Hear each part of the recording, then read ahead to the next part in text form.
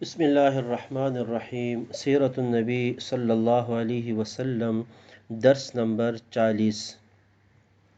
آج کے درس میں واقعہ افک یعنی حضرت عائشہ رضی اللہ تعالی عنہا پر جو منافقین نے تہمت لگائی تھی اس کا ذکر ہے، اور سن 5 ہجری کے دیگر واقعات کا تذکرہ ہے۔ غزوہ مریسی یا بنو مصطلق ہی میں یہ واقعہ پیش آیا کہ جب رسول اللہ صلی اللہ علیہ وسلم نے واپسی کا ارادہ فرمایا تو آپ آتے ہوئے راستے میں ایک مقام پر آپ نے پڑاؤ ڈالا۔ آپ صلی اللہ علیہ وسلم کی عادت تھی کہ آپ رات کے وقت شہر میں داخل نہیں ہوتے تھے مدینہ منورہ میں، تو آپ دن کے وقت میں داخل ہوا کرتے تھے۔ صبح کا وقت تھا، ایک جگہ پڑاؤ ڈالا، اور حضرت عائشہ صدیقہ رضی اللہ تعالی عنہا بھی اس سفر میں آپ کے ساتھ تھیں، تو ان کا جو ہودج تھا وہ قضاء حاجت کے لیے تشریف لے گئی۔ واپسی میں ان کے گلے میں ان کی بہن کا ایک ہار تھا، تو وہ گم ہو گیا۔ اب وہ اس کی تلاش میں لگ گئی، اور اس درمیان میں ان کو تاخیر ہو گئی، دیر ہو گئی۔ جب صحابہ کرام آئے، چونکہ اس وقت ان کا وزن کم تھا اور اتنا وہ محسوس نہیں کر سکے، وہ آئے، انہوں نے ہودج کو اٹھایا اور اونٹ کے اوپر رکھ دیا، اور وہ یہی سمجھے کہ ہلکے پن کی وجہ سے کہ شاید وہ اندر موجود ہے، تو لہٰذا قافلہ روانہ ہو گیا۔ یہ قافلہ روانہ ہو گیا۔ حضرت عائشہ رضی اللہ تعالی عنہ ہار ڈھونڈتے ڈھونڈتے جب ان کو تاخیر ہوئی، وہ پہنچی تو لشکر روانہ ہو چکا تھا، میدان خالی تھا۔ اب وہ وہاں پر آ کے اسی جگہ پر بیٹھ گئی کہ اب لازمی بات ہے کہ جب یہ تلاش کرتے کرتے ادھر ہی آئیں گے، قافلہ تو ادھر ہی تھا، اب میں کہاں ان کو تلاش کروں گی۔ نبی اکرم صلی اللہ علیہ وسلم کی ایک عادت مبارکہ یہ بھی تھی کہ جب بھی لشکر جاتا تو اس سے آگے بھی کچھ لوگ ہوتے اور پیچھے بھی ایک کی ذمہ داری ہوتی کہ اگر کسی جگہ پڑاؤ ڈال لے، کسی کا سامان رہ جائے، کوئی چیز ہو، تو پیچھے آنے والا شخص ان سامان کو لے کر قافلے تک پہنچ جائے۔ اس سفر میں حضرت صفوان بن معطل رضی اللہ تعالی عنہ پیچھے تھے۔ وہ جب پہنچے اور دیکھا کہ کوئی شخص ہے وہاں پر، دیکھا تو حضرت عائشہ رضی اللہ تعالی عنہا تھی، تو چونکہ وہ پہچان گئے، فوراً کہا انا للہ و انا الیہ راجعون، اور اپنی سواری کو بٹھایا۔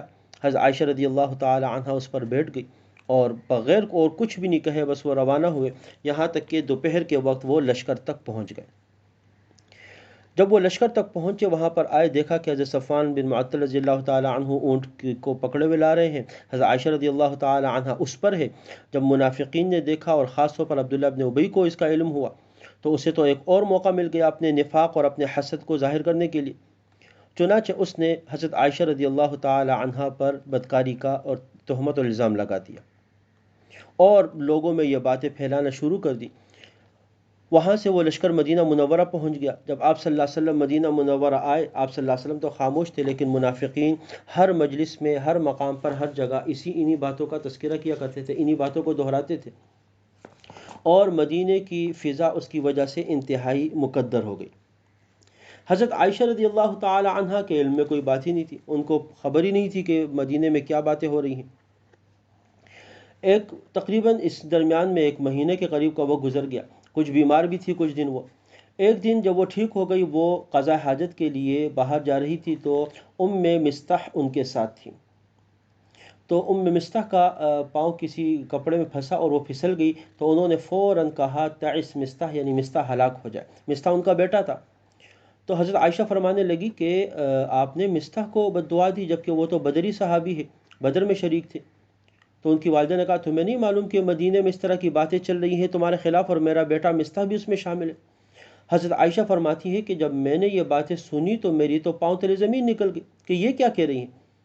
واپس آئی تو واقعے کی تحقیق کے لیے رسول اللہ صلی اللہ علیہ وسلم سے میں نے اجازت مانگی، اور میں اپنے والدین کے گھر چلی گئی، اور جب تحقیق ہوئی تو پتہ چلا کہ منافقین اس قسم کی باتیں کر رہے، مدینے میں یہ باتیں چل رہی ہیں، تو بے اختیار انہوں نے رونا شروع کر دیا، روتی رہی 2 راتیں 1 دن مسلسل وہ روتی رہی۔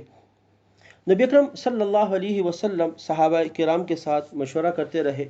آپ نے حضرت عمر فاروق رضی اللہ تعالی عنہ سے ذکر کیا، تو انہوں نے کہا کہ یا رسول اللہ، آپ نے یہ نکاح اپنی مرضی سے کیا یا اللہ کی پسند سے؟ تو آپ نے فرمایا کہ نہیں، اللہ کی پسند سے۔ فرمایا اللہ پاک آپ کے جسم اطہر پر مکھی بھی بیٹھنے کو پسند نہیں کرتے، تو اس طرح کیسے ہو سکتا ہے کہ آپ کے لیے ایسی خاتون کا انتخاب کریں؟ یہ بالکل بہتان ہے۔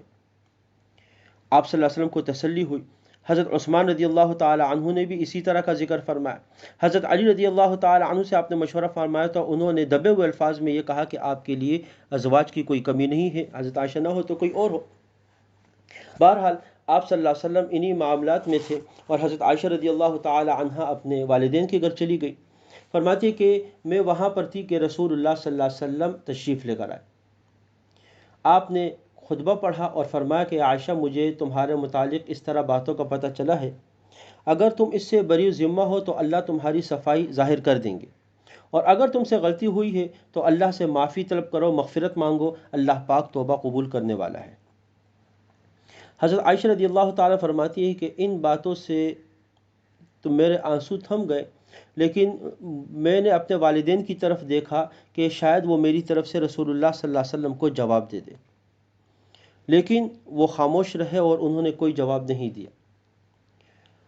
اور میں نے خود ہی پھر رسول اللہ صلی اللہ علیہ وسلم کو جواب دیا کہ میرے خلاف مدینے میں اتنے زور اور شور سے یہ باتیں کہی گئی ہیں کہ اب اگر میں کہوں کہ میں بری ہوں اور اللہ جانتا ہے کہ میں واقعی بری ہوں، میں نے کچھ نہیں کیا، تو آپ لوگوں کو یقین نہیں آئے گا. لہٰذا میں وہی بات کہتی ہوں جو یوسف علیہ السلام کے والد یعقوب علیہ السلام نے کہی تھی، فصبر جمیل واللہ المستعان علی ما تصفون، میں صبر کرتی ہوں، اللہ ہی میرا معاملہ حل کر دیں گے. اور فرماتی ہے کہ میں وہاں سے جا کے ایک طرف لیٹ گئی، رونے لگی. رسول اللہ صلی اللہ علیہ وسلم پر وحی کی کیفیت شروع ہوئی اور آپ پر وحی کا نزول ہوا. جب وحی ختم ہوئی تو آپ صلی اللہ علیہ وسلم مسکرا رہے تھے اور فرمایا کہ عائشہ، اللہ نے تمہاری برات کا اعلان کر دیا ہے. اور سورہ نور کی 10 آیتیں حضرت عائشہ رضی اللہ تعالی عنہا کی پاکی اور برات کے بارے میں نازل ہوئی. حضرت عائشہ کی والدہ ان کے پاس آئی، کہا اٹھو رسول اللہ صلی اللہ علیہ وسلم کا شکریہ ادا کرو. انہوں نے کہا میں اس اللہ کا شکریہ کیوں ادا کروں جس نے میری برات کا اعلان کیا. حضرت عائشہ فرماتی ہیں کہ مجھے اتنا تو یقین تھا کہ اللہ پاک میری برات کا اعلان فرمائیں گے، لیکن یہ اندازہ قطعاً نہیں تھا کہ میری برات میں قرآن پاک کی اتنی آیتیں نازل ہوں گی جو قرآن پاک کا حصہ ہوں گی. اس کے بعد رسول اللہ صلی اللہ علیہ وسلم حضرت ابوبکر رضی اللہ تعالی عنہ کے مکان سے مسجد نبوی تشریف لے کر آئے اور آپ نے سب کے سامنے حضرت عائشہ کی برات میں نازل ہونے والی سورہ نور کی آیتیں سنائی اور ان کی پاکی کا اعلان کیا. اور سیرت کی کتابوں میں لکھا ہوا ہے کہ اس فتنے کا اصل محرک تو عبداللہ ابن ابی تھا، اور اس شرارت میں کچھ مسلمان بھی اس کے ساتھ شامل ہو گئے لاعلمی میں. حضرت حسان بن ثابت، حضرت مستح اور حمنہ بنت جحش. نبی اکرم صلی اللہ علیہ وسلم نے ان پر جو حد قذف ہے اس کو جاری فرمایا. یہ سن 5 ہجری کا واقعہ ہے، اور سن 5 ہجری کے جو دیگر واقعات ہیں ان میں نبی اکرم صلی اللہ علیہ وسلم کا حضرت زینب رضی اللہ تعالی عنہا سے نکاح، جو پہلے آپ کے منہ بولے بیٹے حضرت زید کے نکاح میں تھی، آپ صلی اللہ علیہ وسلم نے ان کے ساتھ نکاح کیا. اس کو بھی منافقین نے بڑا اچھالا کہ رسول اللہ صلی اللہ علیہ وسلم نے اپنی منہ بولے بیٹے کی بیوی سے شادی کر لی ہے، جبکہ زمانہ جاہلیت میں اس طرح نہیں ہوتا تھا. لیکن اس رسم کو ختم کرنا تھا تو آپ نے ان کے ساتھ نکاح کیا، اور قرآن پاک کی آیتیں بھی اس بارے میں نازل ہوئی اور منہ بولا بیٹا اس کی حقیقت کو ختم کیا گیا کہ اس رشتوں کے بارے میں اور ان چیزوں میں اس کی کوئی حقیقت نہیں ہے. اسی طرح پردے کا حکم بھی اسی سال نازل ہوا اور عورتوں کو پردہ کرنے کا حکم ملا. اور اسی طریقے سے حد تہمت جو حد قذف کہلاتی ہے، یعنی اگر کوئی کسی خاتون پر بلا وجہ الزام لگا دے زنا کا تو اس کی سزا 80 کوڑے مقرر ہوئی، اور سورہ نور کے یہ احکامات بھی اسی میں نازل ہوئے.